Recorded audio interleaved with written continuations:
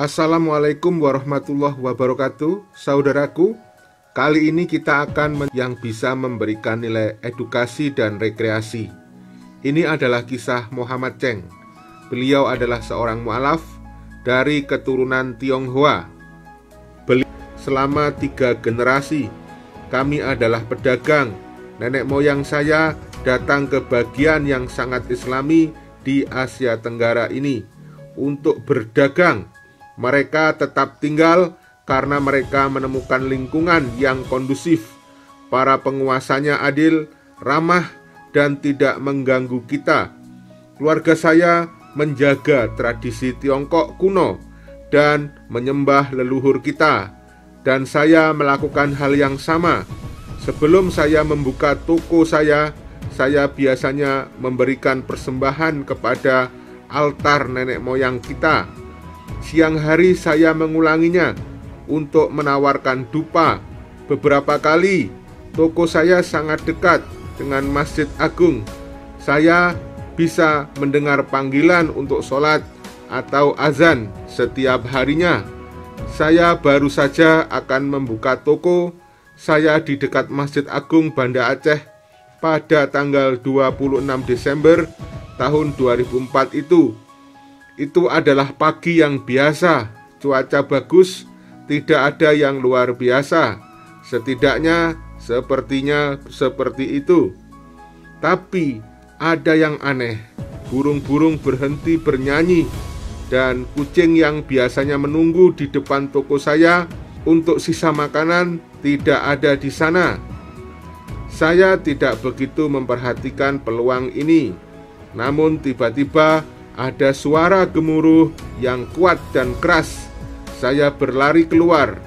Itu pasti gempa bumi, kataku pada diriku sendiri. Orang lain juga keluar dari toko mereka. Tetapi setelah beberapa menit, kami semua kembali ke dalam. Namun setelah beberapa saat, orang-orang berlari dan berteriak. Air laut datang. Saya bingung. Meskipun saya mengerti kata-katanya, saya tidak tahu apa artinya. Saya keluar lagi.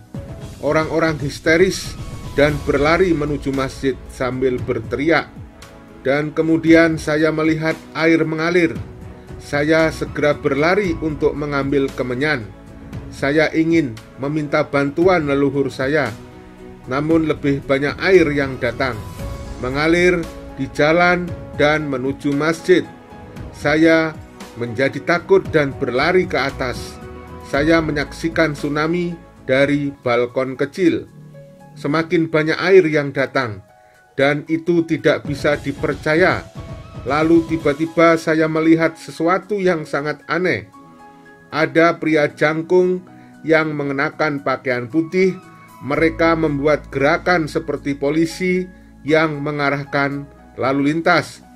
Mereka berdiri di berbagai tempat di depan masjid, yaitu di depan Masjid Agung, dan air mengikuti arah mereka. Air membelah beberapa meter di depan masjid dan mengalir di sisi kanan dan kiri masjid. Namun lebih banyak air yang datang. Kekuatan penuh laut hanya mendorong jalannya ke kota dan menuju masjid. Orang-orang berpakaian putih mereka mengangkat masjid. Iya, benar, mereka mengangkat masjid. Seluruh masjid tepat di atas tanah dan air menyembur di bawahnya. Saya benar-benar terpana. Apa itu tadi?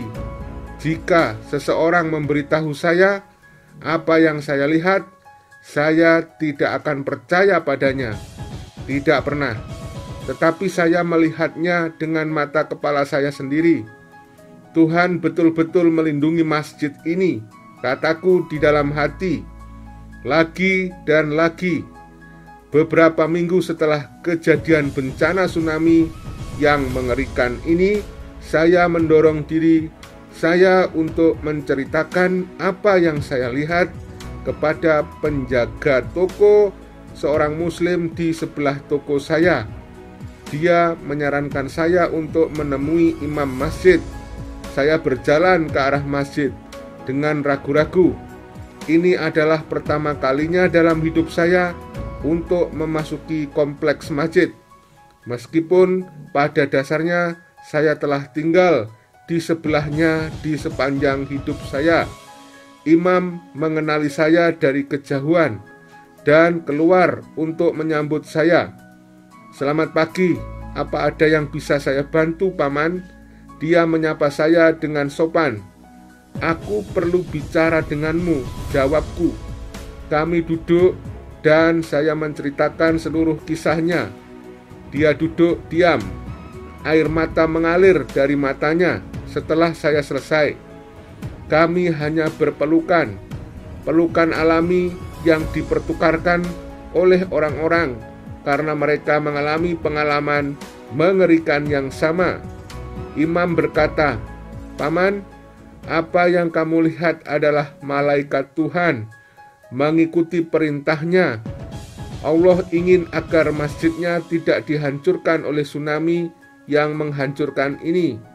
Paman, mungkin Tuhan ingin menunjukkan sesuatu kepada Anda untuk membawa Anda lebih dekat kepadanya, karena Dia mencintaimu, karena Dia melihat Anda adalah pria yang baik. Dia ingin memberi Anda kebahagiaan di dunia ini dan surga di akhiratnya. Apakah Anda ingin menjadi Muslim, Paman?" Tanyanya hingga membuatku tertegun. Bagaimana saya bisa menjadi Muslim?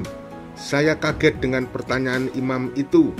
Hal-hal itu sangat membingungkan saya.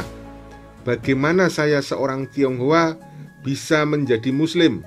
Sebagai orang Tionghoa, kami memiliki tradisi ritual dan kepercayaan kami sendiri.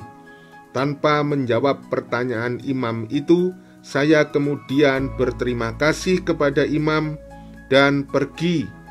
Kemudian saya kembali ke toko saya menutup pintu hari itu dan hanya duduk diam di sudut. Berkali-kali saya melihat di depan mata saya adegan-adegan ketika tsunami melanda. Pria-pria berpakaian kain putih mengarahkan air, mengangkat masjid, malaikat Tuhan melakukan pekerjaannya, dan saya diizinkan untuk menyaksikan. Saya tidak membuka toko saya selama 2 hari. Saya hanya duduk di sana dan merenung. Pada hari ketiga, ada seorang mengetuk pintu. Dia adalah imam masjid yang mencari saya. Dia khawatir kepada saya karena dia melihat toko saya tutup selama 3 hari. Dan itu belum pernah terjadi sebelumnya. Saya sedang berpikir, "Imam," ujarku, "saya pikir kamu benar, Imam. Tuhan memberi saya tanda, bahkan pertanda besar. Saya seharusnya tidak menjadi bodoh sekarang ini dan melupakan begitu saja. Bisakah Anda memberitahu saya cara menjadi seorang Muslim?" tanya saya kepada imam. Imam pun tersenyum sambil berkata, "Paman, sangat mudah. Kamu hanya perlu melafalkan kata-kata ini." Dan dia menunjukkan selembar kertas. Saya melafalkan 2 kalimat syahadat, dan itu adalah salah satu hal terindah dalam hidup saya. Alhamdulillah. Demikianlah saudaraku, kisah mu'alaf kali ini. Semoga cerita ini bermanfaat untuk kita semua. Wassalamualaikum warahmatullahi wabarakatuh. Merdeka!